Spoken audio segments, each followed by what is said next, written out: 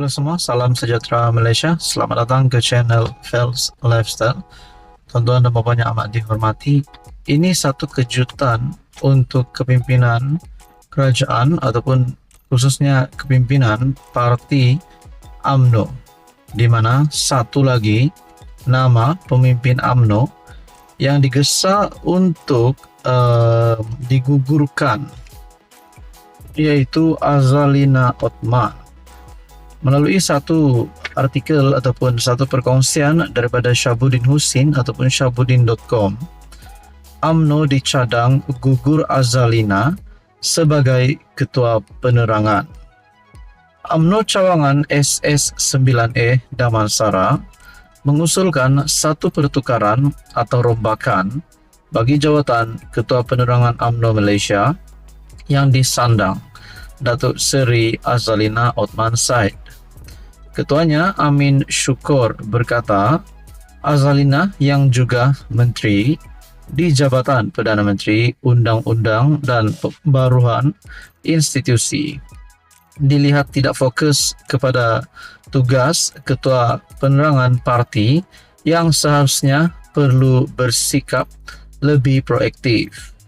Menurutnya, pihaknya beranggapan akar umbi UMNO memerlukan pelaksanaan strategi, gerak kerja dan hala tuju drastik yang lebih jelas agar setiap tindakan tidak tersasar. Disebabkan itu, kita memerlukan seorang individu atau figura yang mungkin yang boleh lebih fokus untuk bertindak sebagai Ketua Penerangan dan mempunyai masa untuk merencana usaha-usaha serta tindakan yang sifatnya tidak bermusim. Satu pelan naratif masa depan UMNO yang lebih praktikal perlu segera digerakkan oleh Ketua Penerangan serta segala usaha perlu digembleng kepada usaha yang bersangkutan. Yang bersangkutan portfolio penerangan katanya menerusi usul berkait perkembangan mutakhir akar umbi UMNO. Justeru Amin berkata, UMNO cawangan SS9E Damansara mengusulkan Datuk Seri Rizal Naina American untuk menggalas tugas Ketua Penerangan baharu dan berharap usul itu dipertimbangkan kepimpinan tertinggi UMNO. Melalui kemahiran, pengetahuan serta pengalaman dimiliki beliau, ia dilihat satu kelebihan yang boleh digunakan pakai untuk kebaikan UMNO. Nah, saudara-saudara, apa komen anda berkaitan dengan isu ini? Adakah layak Azalina Othman dipecat, diganti, digugurkan ataupun tidak? Sekian saja, teruskan bersama di dalam channel ini untuk info yang seterusnya. Halo semua, salam sejahtera Malaysia. Selamat datang ke channel Fels Lifestyle. Tuan-tuan dan puan yang amat dihormati, saudara-saudara, selepas Bersatu menerima berita yang amat buruk, mana terdapat wakil rakyat Bersatu yang menyatakan sokongan terhadap kerajaan. Makna kata beralih sokongan daripada Bersatu. Akhirnya, saudara-saudara, Hamzah Zainuddin, Ketua Pembangkang, baru-baru ini telah membuat pengumuman ataupun keputusan supaya semua wakil rakyat Bersatu untuk menyatakan kesetiaan mereka, termasuklah kepada wakil-wakil rakyat Bersatu yang isytihar sokongan terhadap PMX.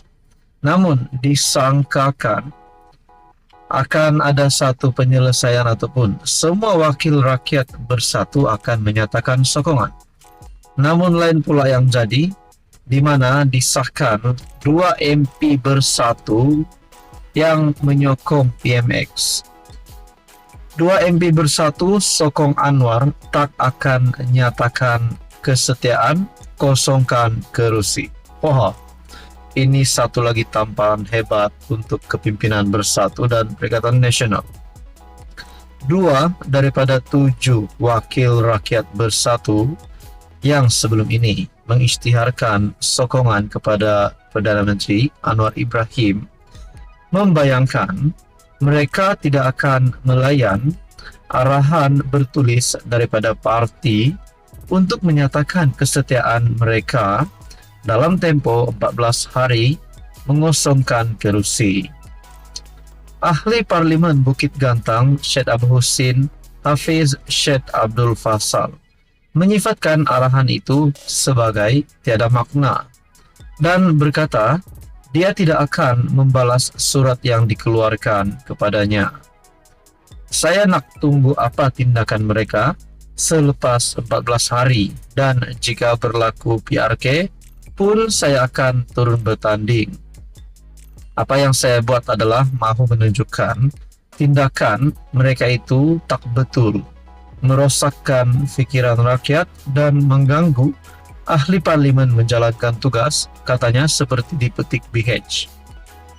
Syed Abu Husin juga berkata, dia telah merujuk surat itu dengan peguam dan bekas hakim dimaklumkan bersatu membuat kesalahan kerana membuat gangguan dan menghasut rakyat.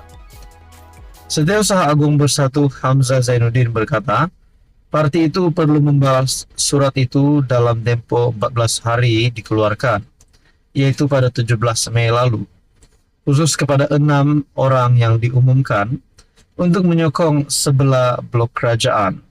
Ada beberapa arahan tambahan yang kita berikan kepada mereka, kata Hamzah. Adul Selat Kelang Abdul Rashid Asari turut mengumumkan sokongannya terhadap PM. Sementara itu MP Labuan Suhaili Abdul Rahman di petik laman FMT berkata dia telah menerima surat yang ditandatangani Hamzah yang menggesanya agar mengosongkan kerusi selepas keahlian partinya dilucutkan berkuat kuasa semalam. Suhaili bagaimanapun berkata dia tidak akan berbuat demikian dan akan terus menjalankan tanggung jawabnya sebagai ahli parlimen. Dia juga mendakwa kandungan surat kepadanya yang dihantar menerusi email, berbeza dan tiada arahan tambahan seperti yang diterima 5 ahli parlimen yang lain. Nah, saudara-saudara, ini satu tamparan hebat kepada Setiausaha Agung Bersatu Hamzah Zainuddin sebagai Ketua Pembangkang dan juga Widin Yassin sebagai Presiden Bersatu. 2 MP Bersatu sokong Anwar tak akan menyatakan kesetiaan, kosongkan kerusi. Apa komen Anda? Sekian saja. Teruskan bersama di dalam channel ini. Halo semua, salam sejahtera Malaysia. Selamat datang ke channel Fels Lifestyle.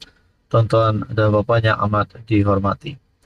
Saudara-saudara, hari ini saya ingin berkongsikan dengan satu kenyataan daripada Tun Dr. Mahathir Mohamad yang pasti mengejutkan kepimpinan politik di Malaysia, mengejutkan Anwar Ibrahim, mengejutkan kabinet kerajaan dan juga pasti mengejutkan kepimpinan pembangkang yang lain.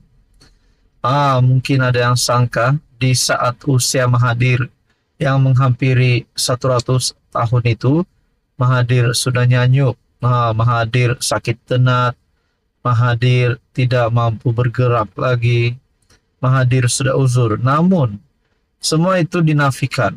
Walaupun kita tahu Tun Dr. Mahathir Mohamad memang pernah menerima rawatan di IJN dan mungkin selepas ini pun masih menerima rawatan di IJN. Tapi kita harap Dr. Mahathir dalam keadaan yang baik-baik dan sehat saja.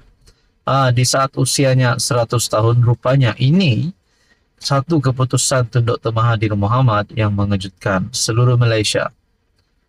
Melalui artikel daripada Sinar Harian pada 17 Mei, umat Islam dunia perlu bersatu bangunkan teknologi senjata tentang Israel. Keganasan Israel tidak dapat ditentang kerana kelemahan umat Islam bersatu dan membangunkan teknologi senjata.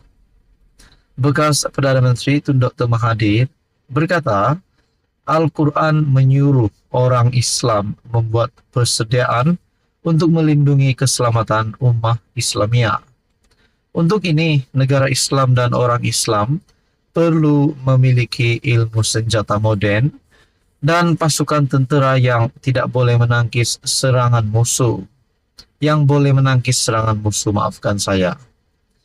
Tetapi mereka tidak dapat mengeluarkan senjata sendiri Ramai orang Islam yang berpendapat sunnah Nabi ini ialah berkenaan dengan pemilikan senjata zaman Nabi. Sebenarnya sunnah Nabi ialah keupayaan menyelamat umat Islam. Senjata zaman Nabi tidak mampu menyelamatkan di zaman ini. Senjata yang sesuai di zaman ini ialah machine gun, roket, meriam, kereta kebal, pesawat pejuang, kapal perang, dan lain-lain. Orang Islam tidak dapat cipta dan mengeluarkan senjata ini kerana tidak memiliki ilmu dan kepakaran yang diperlukan, katanya menurut CX pada Jumaat. Saudara-saudara, ini pasti satu pendedahan Tun Dr. Mahathir Mohamad yang pasti mengejutkan seluruh umat Islam di Malaysia. Dr. Mahathir berkata, orang Islam dahulu menguasai ilmu sains dan matematik. Berbeza dengan sekarang, kerana ada yang beranggapan ilmu-ilmu ini tidak memberi pahala untuk akhirat, dan dengan itu, keupayaan mereka mencipta dan mengeluar senjata terhakis. Jika orang Islam berhajat untuk tunaikan kewajiban mereka untuk melindungi dan menyelamat umat Islam, penguasaan ilmu sains dan matematik hendaklah dituntut. Katanya lagi, jika orang Timur boleh kuasai ilmu-ilmu ini dan mereka mampu mencipta dan mengeluar alat-alat pertahanan ini, tidak ada sebab kenapa orang Islam tidak boleh. Nah, saudara-saudara, itu adalah antara kenyataan Tun Dr. Mahathir Mohamad. Anda boleh lihat melalui artikel sinarharian.com. Apa komen Anda? Ini pasti mengejutkan daripada Tun Dr. Mahathir Mohamad.